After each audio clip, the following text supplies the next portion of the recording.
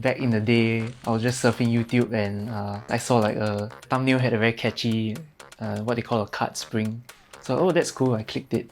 I think my jaw dropped. That's what got me started to practice cardistry.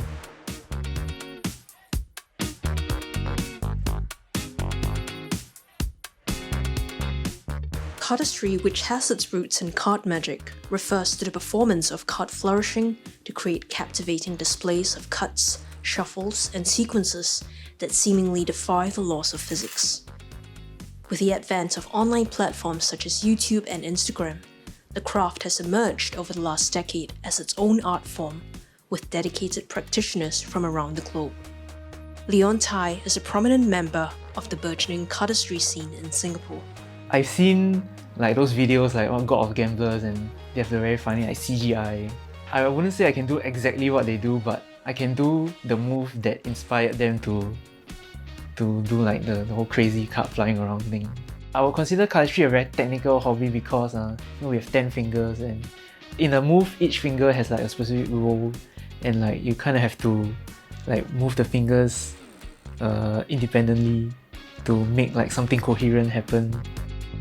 A very good balance of like technical and like creativity.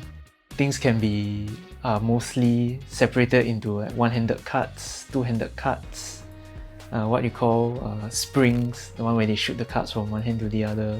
Then of course you have card fans. It's a hobby that's known to have a very steep learning curve. It took me about a year or two of like constant practice to get to the level where I consider myself good. I think the main challenge is the stigma that a lot of people have with playing cards. A lot of people give me the comments like, oh, like Chinese New Year, it must be very popular, and then I'll tell them I don't gamble. We'll try to explain, no, it's not gambling, we're just shuffling, but then after a while, that gets really tiring. Thankfully, a bustling online cardistry community has given Leon and his friends some respite and access to like-minded practitioners from around the world. One of the biggest and most well-known names in the world of cardistry is Virtuoso, popularly known as the Verts, based in Singapore with over 168,000 followers on their YouTube channel. I came across a video by the Verts and I was like completely shocked. I was like, how do they do that? And then I picked up a random deck of cards from my house. I tried learning it and it's just been like that ever since. Yeah. And now I've been doing it for 5 years and the rest is history. For a while we were the best. Best in terms of the skill, because even though it's an art form, like there's a skill aspect to cardistry. Asian culture, like we hold ourselves to like very high standards. Instead of learning like a lot of moves, they pick like a small handful of moves and really practice that until like they're very good at it. Prior to the pandemic, the cardistry community group in Singapore would meet up every weekend to connect with one another, comparing notes and sharing new card moves.